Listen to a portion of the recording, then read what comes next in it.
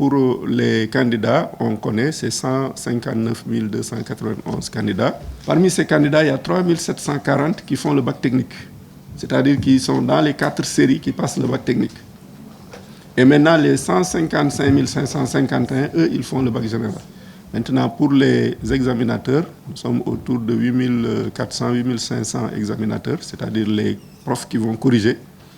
Pour les présidents de jury, on a 673 présidents de jury parce qu'il y a plusieurs types de présidents de jury. Il y a les présidents de jury qu'on voit dans le jury en train de calculer les notes, de donner les résultats, etc. Ça, c'est ce qu'on appelle les présidents de jury principaux. Ils sont 509. Maintenant, il y a ce qu'on appelle les présidents de jury secondaires. Ça, c'est ceux qui sont dans les centres où on compose, mais on ne délibère pas, on ne corrige pas. Vous allez, par exemple, dans un village comme Morolan, il y a un jury qui est là-bas au lycée Brave Hippolyte. Les enfants, ils composent là-bas, mais après, on prend les copies, on les amène à Thiès. Dans les jurys de Thiès, c'est là-bas qu'ils sont corrigés et les résultats sont donnés là-bas. Donc ça, c'est ce qu'on appelle les jurys secondaires, mais il y a un président de jury pour diriger ça.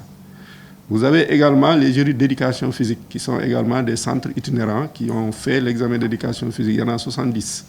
Il y en avait 70. Vous avez également ce qu'on appelle les super jurys. Les super jurys, en réalité, ce sont des zones. Vous prenez par exemple, disons, la zone de Kédougou-Tamba. Vous dites que la zone de Kédougou-Tamba, il y a un coordonnateur, un superviseur qui va assurer, disons, la supervision et l'assistance des présidents de jury qui sont dans cette zone. Et s'ils ont des problèmes, au lieu de s'en référer directement à l'office du bac, ils s'en réfèrent au superviseur, aussi bien du point de vue du logiciel que du point de vue de la gestion administrative. Donc, le superviseur, il y en a 18, les superviseurs qui sont à travers le pays. Dans certaines académies, il y a plusieurs superviseurs, parce qu'il y a beaucoup de jurys. Dans d'autres, il y a un seul superviseur. Parfois même, il y a des académies qui sont couplées avec un seul superviseur. Ça, c'est pour les présidents de jury. Maintenant, les centres, là aussi, j'ai dit tout à l'heure qu'il y avait les centres principaux qui abritaient les jurys principaux. Il y a 509 jurys principaux, mais ces 509 jurys principaux sont logés dans 365 centres, OK, qui sont généralement les grands lycées, les CM et même les écoles élémentaires cette année. Maintenant, il y a aussi les centres secondaires qui sont comme le lycée Brave Hippolyte dont j'ai parlé tout à l'heure. Vous avez Moulay Fan Tchobari de Golnimi. Donc, dans tous les petits villages là, vous avez des jurys secondaires. Et il y a le chef de centre, c'est généralement le proviseur du lycée ou le chef d'établissement. Donc, ces gens-là, donc, vous faites aussi, il y a les 365, vous ajoutez encore les 68. OK?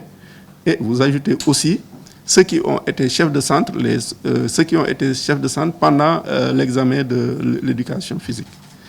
Donc, voilà ce qui est des personnels d'encadrement. Maintenant, il y a également les surveillants qui sont au nombre de plus de 16 000. On a plus de 16 000 surveillants qui sont employés à travers le pays. Et chaque surveillant surveille à peu près 7 demi-journées. 7 demi-journées, c'est-à-dire surveille à peu près 7 épreuves. Il y a d'autres types de personnel. Vous avez les transcripteurs. Par exemple, il y a des candidats qui sont des aveugles. Et on doit convertir les épreuves en braille pour eux. Il y a des transcripteurs qui le font. Et ces transcripteurs-là, ils sont au nombre de 15 heures. Il y a aussi les acteurs qui interviennent en amont, c'est-à-dire les acteurs qui interviennent pendant le processus d'inscription et de constitution des jurys. Et les acteurs qui interviennent en aval, c'est-à-dire quand on a fini de donner les résultats, qui vont venir maintenant pour la collecte des documents, le traitement des documents et puis même l'établissement des états de paiement, etc. Ces acteurs-là aussi interviennent. Mais tous ces acteurs-là, ça fait environ 32 000 personnes qui sont utilisées pour faire le baccalauréat. Ce que nous sommes en train de faire là, je pense que ça rentre dans cette politique de sensibilisation. Nous saluons également les initiatives qui sont prises au niveau local, particulièrement dans l'académie de Thiès, où l'inspecteur d'académie a instruit l'ensemble de ses services à travailler dans ce sens-là. Et vous avez vu, je pense, certaines activités qui ont même été montrées au niveau de la télé, et où les gens allaient pour sensibiliser. Je pense que ça, c'est une bonne chose. Ce n'est pas que là-bas que ça s'est déroulé, mais je pense que c'est bien. Maintenant, le reste, nous, dans tous les documents que nous envoyons, cet élément-là est mentionné particulièrement, même sur la convocation. C'est le seul interdit qu'on a spécifiquement cité dans la convocation. Maintenant, il y a d'autres documents où on a cité les autres interdits, ou d'autres interdits.